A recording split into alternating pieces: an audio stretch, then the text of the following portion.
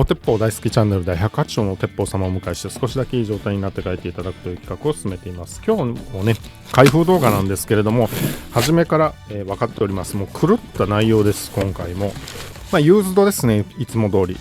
僕ね、本当打ちはしないっていう謎なんですけど、打ちはしないので、ホルスター来るの珍しいんですよね。でかいホルスターな。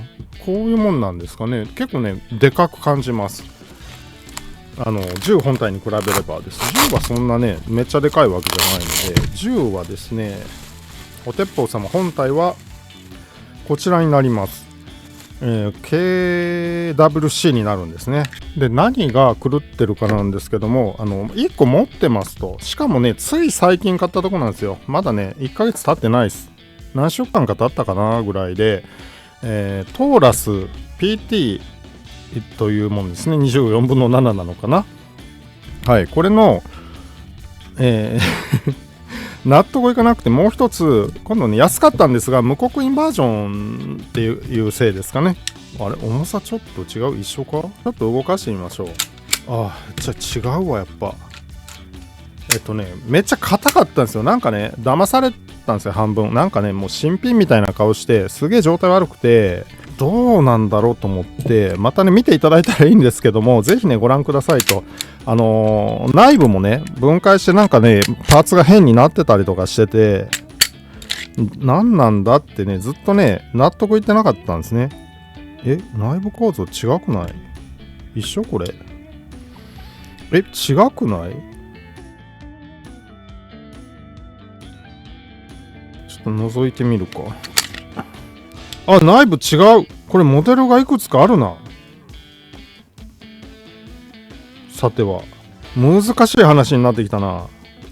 モデルがね、いくつかありそうだなぐらいには、その程度の認識は持ってたんですが、予想はしてたんですが、悩みどころだな。ただ、フレームはね、見た感じ、同じに見えます。フレームは同じっぽいな。フレームは同じですが、スライドが全然と言っていいでしょう。後部がね、後部のパーツ構成が違います。驚いた。謎だなやっぱここの動きが違うな。ここの動きがね、どうもね、悪かったんですよ。簡単に言えばですけれども。まあいいでしょう。ひとまず置いといてですね。でも組み替えてみる？新しいスライドは古いフレームに入りそうです。これは。そんなことない？入んねえのか。入りそうだけどね。これ難しい話になってきたぞ。これ戻しますね。戻すのも入らねえのか。なんなんだよ。入んないじゃん。入った。入るね。古いというか、前から持ってるフレームに入れたい。入った。入ったわ。入るね。で、動くね。動くね。こっちがね、ちょっと違うというか、スライド側のね、形状の違いにより、動作に問題がありそうには見えます。見えるってだけですよ、まだね。一応組み戻しといて、これがね、今日届いたもの。で、マガジン見比べよう。色が違います。でも色が違うぐらいで、あとは見た感じはそう大きくは変わらないように見えております。ハンマーが叩く放出バルブの高さが大きく変わることもないので、多分動くと思うので、では古いもともと持っているマガジンを使ってね、打ってみましょう。いや、動くかな？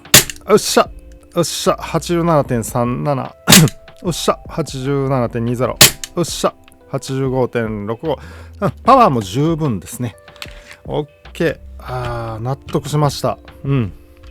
僕はハズレを引かされていたということでしょう。おそらく悔しい。高かったんですよ。もうそれは前の動画見てください。高かったというか、ちょっと高かったんですよ。で、こんな感じなのかな。なんかね、これ左右にずれちゃいますね。これ専用品じゃないのかな、汎用品みたいなのがあるのかな。なんかバシッと合う感じがないな。ちょっとこれも納得いかないけど、まあしょうがない。これまたね、後で調べますね。いやー、まあすっきりはしました。実情にね、非常に近いと言われるリコイルが体感できると、そのように聞いておりましたけれども、1個目はね、スライドの構造がちょっと違うと、動き悪いね。ちょっとオイルがね、全く刺されていないので、一応刺した方がいいんじゃないのとは思います。で、それ以外に関しては、割とね、こっちだ、使用感がね、少ない当たりですね。動作未確認だったと思うので、多分そのせいでね、比較的安価に手に入れれたんじゃないのかなと思ってるんですが、これはね、良かったですね。比較的当たりです。当たりなんですけども、まあ、見比べてフレームが問題ないと、いろいろね、質感っていうのかな、塗装の雰囲気とか違うんです。塗装の雰囲気、まあこれ無塗装だと思うけど、鉄の部分とかね違うし、なんなら刻印もナンバーも違いますね。裏側のモデルがいくつかあんのかな。まあフル刻印って聞いてた方、最初に騙された方、フル刻印と言いながら、ここはね刻印がされないモデルなんですよね。その辺もよくわかんないし、謎ばっかなんですよね。まあ見比べながら新しく手に入れたものをですね、ちょっと分解してみましょう。いやー、恐ろしいですね、ほんとこの業界は。そんなね偉そうに言えることないんですけど、めちゃめちゃにわかなんでね。分解は非常に楽です。いいですね。分解非常に楽で、ここね、動くようにちょっとしたいっていう気持ちあるんですけどね。このエキストラクターね、なんかちょっとしたことでできそうな気がするんですけど、これは塗装ですね。で、ここにね、1個こういうパーツが入っていると。で、これ何かっていうと、これでハンマーを起こすんですよね。起こすんだけど、どうもこれがめちゃめちゃ硬いっていうことだと思うんです。これが非常に無理があるって言えばいいでしょうか。非常に無理があるので、おそらく改良されて、こうしたね、時々近しいものがありますけども、これでガチャンと起こして、で前戻るときに逃がしてくれるような構造に変わったんだなと。そこが問題だったの？なんかね、触ってる感じそんな感じしなかったんだけどな。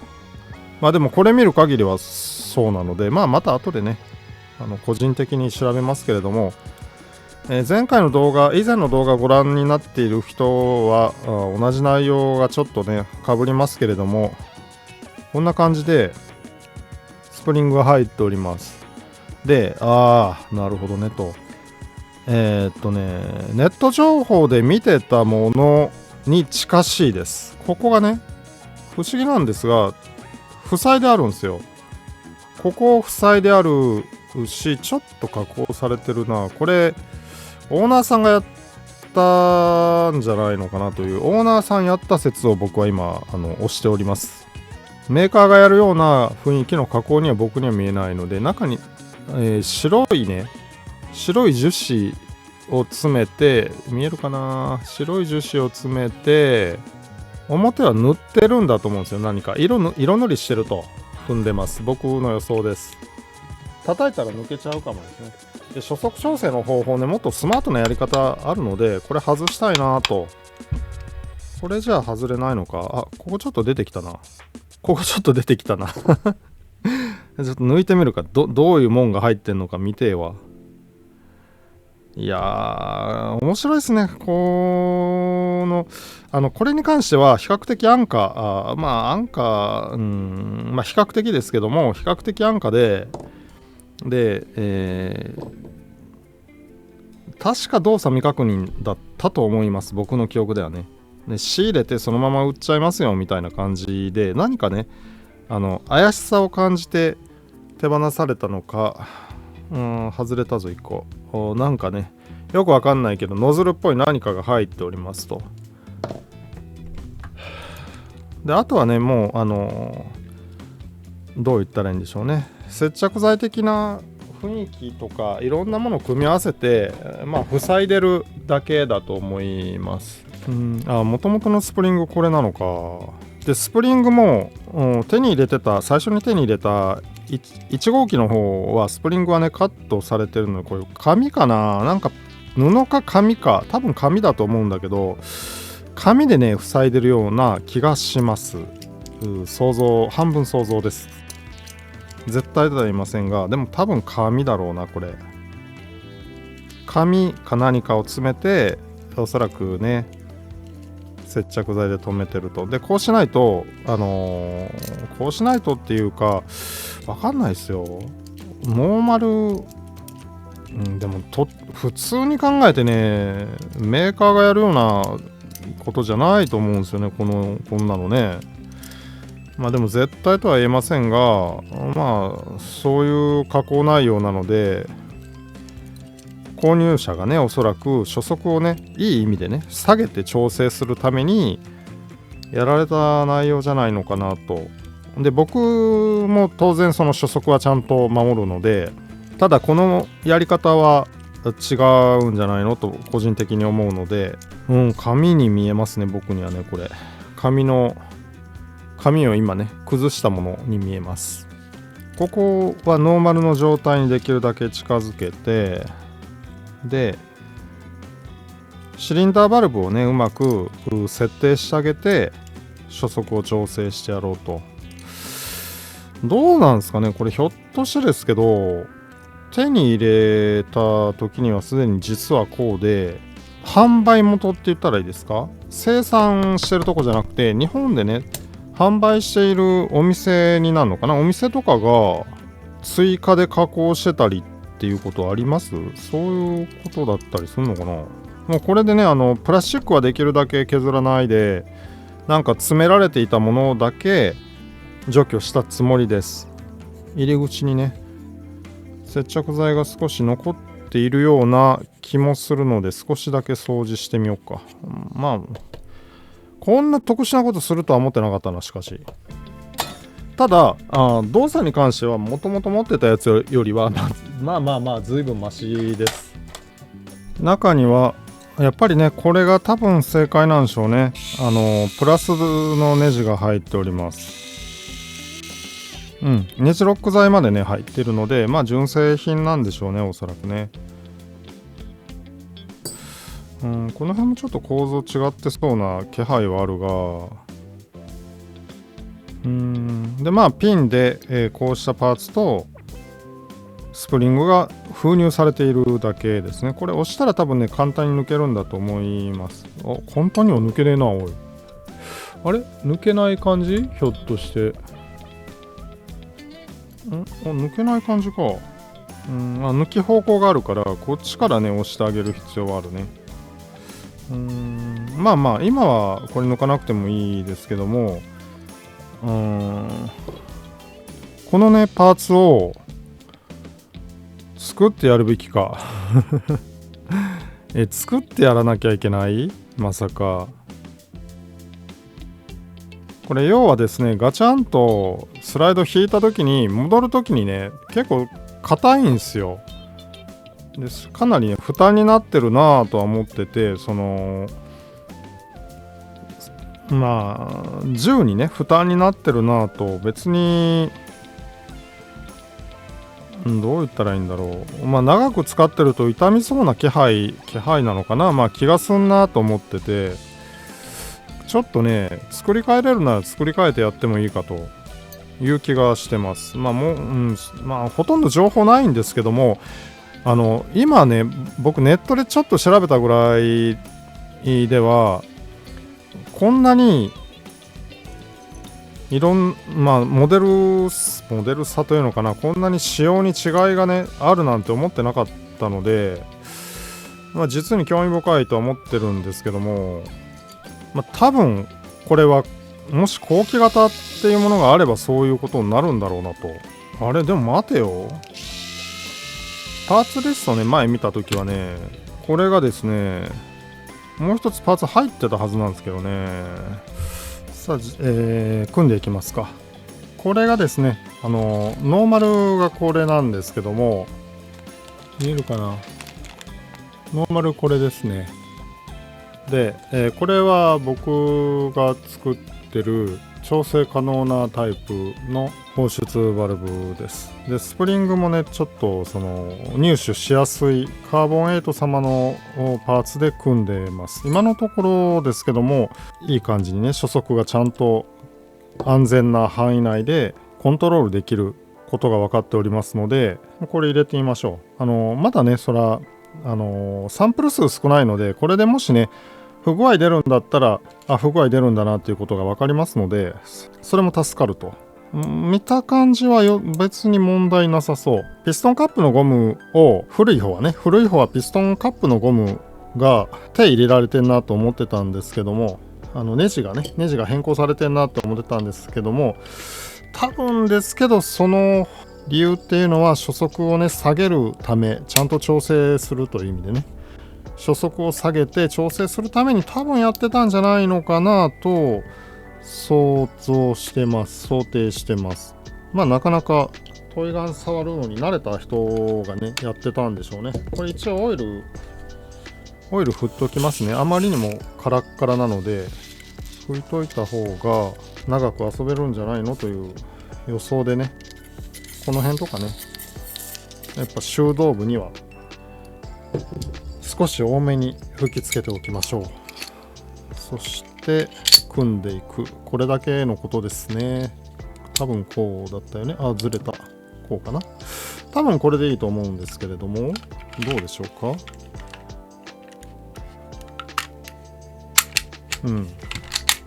圧倒的に動きがね楽なんですよね。楽だなぁ。マガジンは相変わらず古い方を使うことにしますけれども、これでね、その先ほどのユニットの違い、ちょっと音が鳴るのかな。ユニットの違いが勉強になるなと。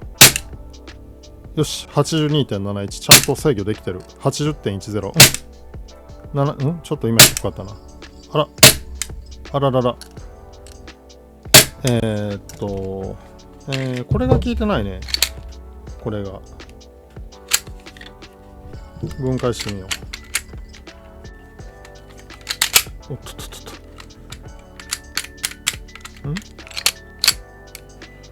と。よいしょ。この位置が多分悪いんでしょうね。ちょっと調べてみたいが、ここか。ここに引っかかるんでしょ、多分。ここだよな。ダメだな。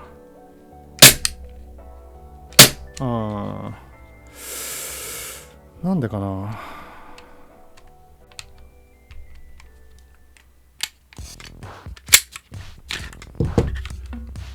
上がってくる力がね、力というかスピードがね、これが上がってくるスピードがブローバックスピードにね負けるんですよね。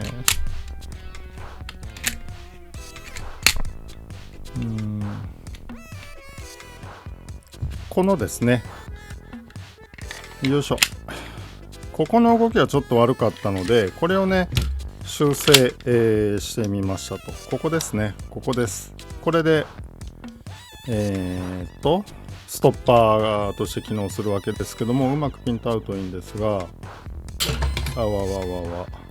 これですね。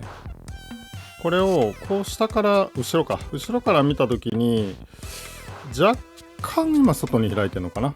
まあでもこれぐらいならいいでしょう。ほぼですね垂直の状態が多分望ましいんじゃないのかなと。正確に分かってるわけじゃないですが、ここのね切り欠きに引っかかる意味で垂直が多分望ましかろうというとこでしょうか。今のところうまくいっておるんですが、なんかね、こう触ってもよくわかんねえなとか、いろいろね調べていい状態になったんですけども、正直ね、なんで動き悪いのかちょっとわかんなかったんですよ。これね。でね、ぐっと押さえます。じゃあ止まるねと。いうことは、ここの具合、いやーもう関係ないと思うんですが、ちょっとね、たまに動き悪くなります。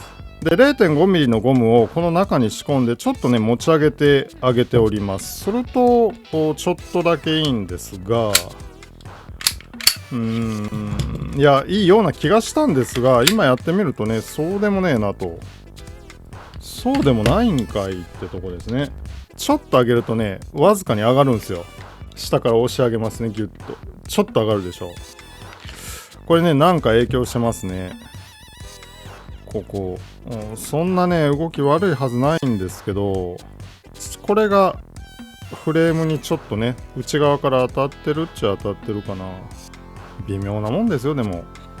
わかりました。いっぺんね、これ、ばらしてみましょう。ここの動きね、今のところね、この程度動けば本来問題ないはずです。ないはずなんだけど、これが足りてないんでしょと。ここのパーツを少し下にね、動かしてあげましょう。もうやらないだろうと思ったんですけどね。もうね、解決したつもりだったんですけど、あれ解決してないですね。さよでありましたか。もう何度目かというところですけども、よいしょ。ここね、抜くだけでも若干めんどくさいんですよね。おさらいです。今ピン先抜いちゃいましたけど、抜く前にやった方が楽です。ここをぐっとね、スプリングと、スプリングなどなどを押さえてですね、こっちに押してあげます。こうやってね。で最終的にスプリングが飛び出す可能性があるので、一応押さえてですね。で、これを外した後で、なくても、後ろ、この前でもいいんですが、後ろもね、外してあげないと、前のユニットだけ外すっていうのは、今のところちょっと外れません。無理したら外れるかも分かりませんが、で、後ろね、できればね、いろんなもの出ちゃうから、本当は外したくないんです。無理か。諦めよう。後ろのユニット外して、いろんなね、小さいパーツ、ここにもこういうスプリングとかありますんでね、気をつけて、これ外れちゃいましたね。前パーツの部品です、これは。前パーツのここにはまっている形のパーツですね。これも若干ね、今角度緩めてあります。ここね、押さえる力をちょっとだけね、緩めているんですけども、ちょっと影響が少なかったなと。で、これが若干ね、こっち側が若干、フレームに接しているといや接してるんですけど、正直ね、気になるレベルでもないよねと思ってますが、ちょっと内側に寄せてみますか。これを、ちょっとね、ぐっと問題ない範囲で押さえています。いいところでね、押さえやすいところを見つけてね。動きはね、ここに関しては軽くなりましたね。あんまりやりすぎると、トリガーバーなんかに結局押し返されますけど、問題ないでしょう。良くなったね。でもここじゃなくて、気にしてるのは、このパーツですね。このパーツが、もうちょいね、下に行ってほしいと。ここをね、下に曲げたいんですね。下に曲げたいんだけど、どういこうか。こう掴もうか。ちょっと曲がってくんないかな。案外硬いね。ちょっと下行ったか。こんな感じでね、下向けてみました。このスプリングもね、なくなると、作るのめんどくさい形だなと思うので、なんとでもなりますけどね。なんとでもなるもんですけど、こうですね。こほんでちょっとね入れてみましょう。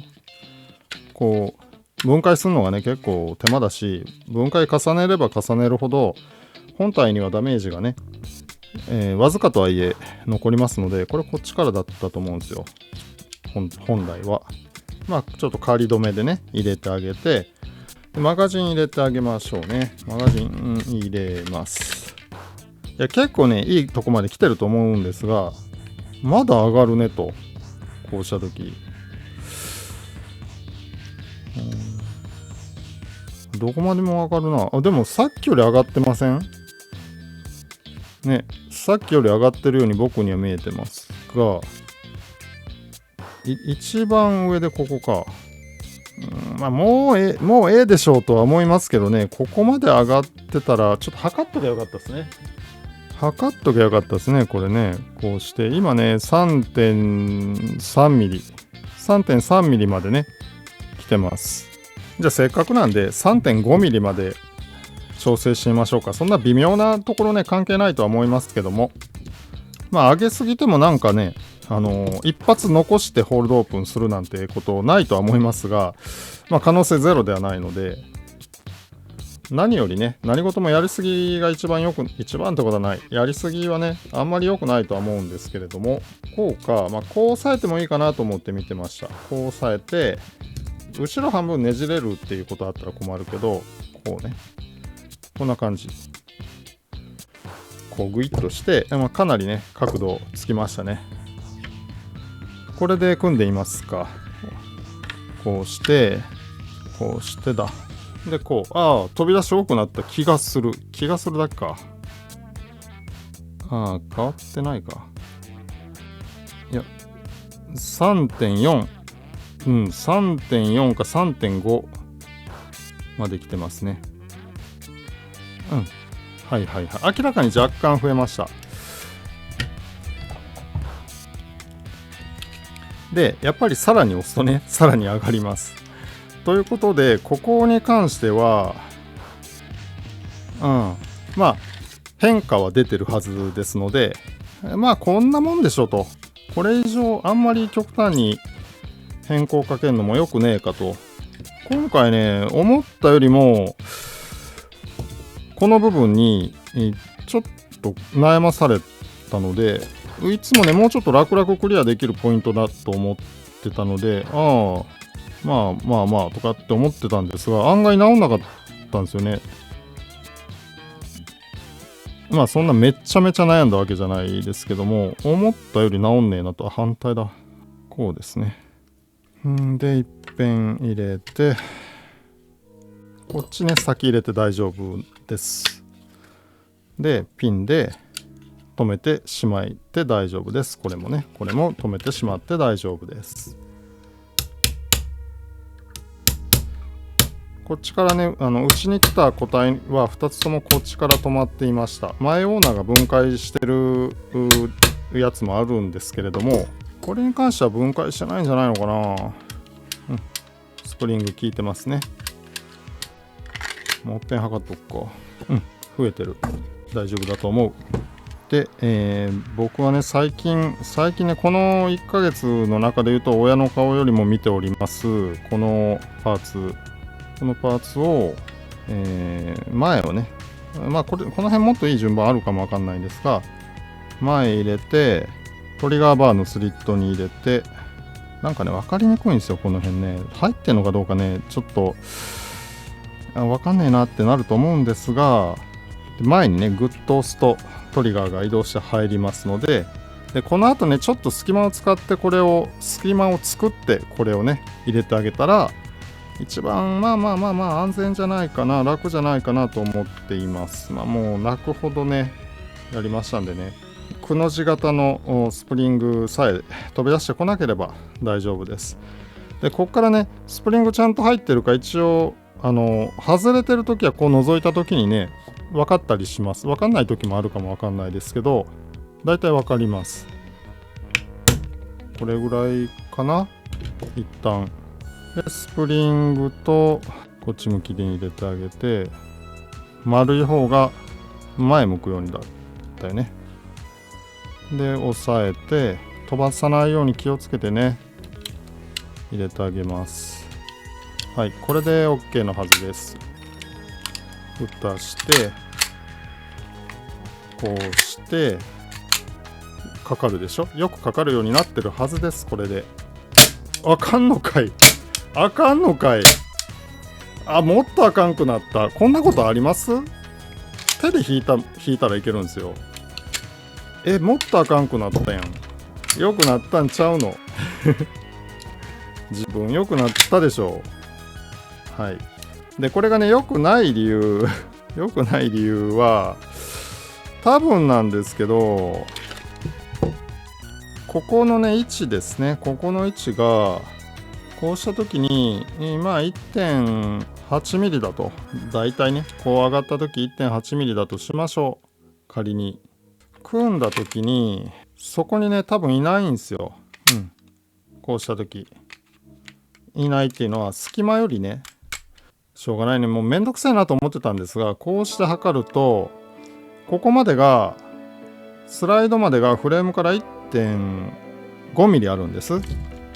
スライドから 1.5 ミリあるので、この分を足して 1.5 足す 0.8 ぐらい、 1.5 足す 0.8 ぐらい、 2.3 ミリぐらい、 2.3 ミリぐらいのところにいなきゃダメなんだと思うんですよ。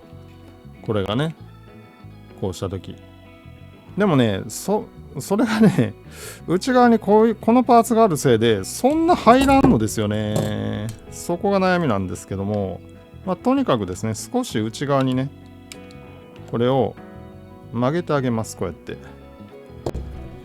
こうしてあげて、この間が今 2.2 ミリになりましたね。 2.2 ミリというところです。でどっちかというと手前に外側にいた方がより安全だとは思うんですよ。取れねえ。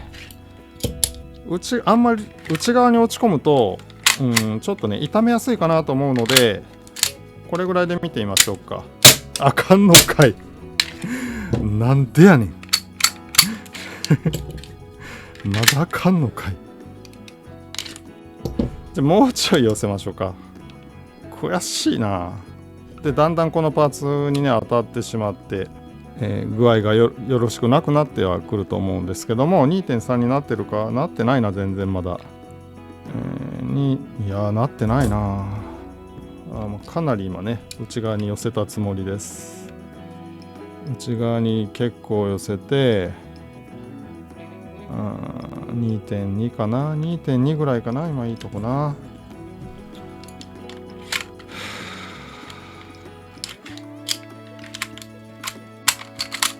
はい。あかんのかいあかんのかい。いけた。治ったこんな感じでね、ここすげえ微妙な感じがあります。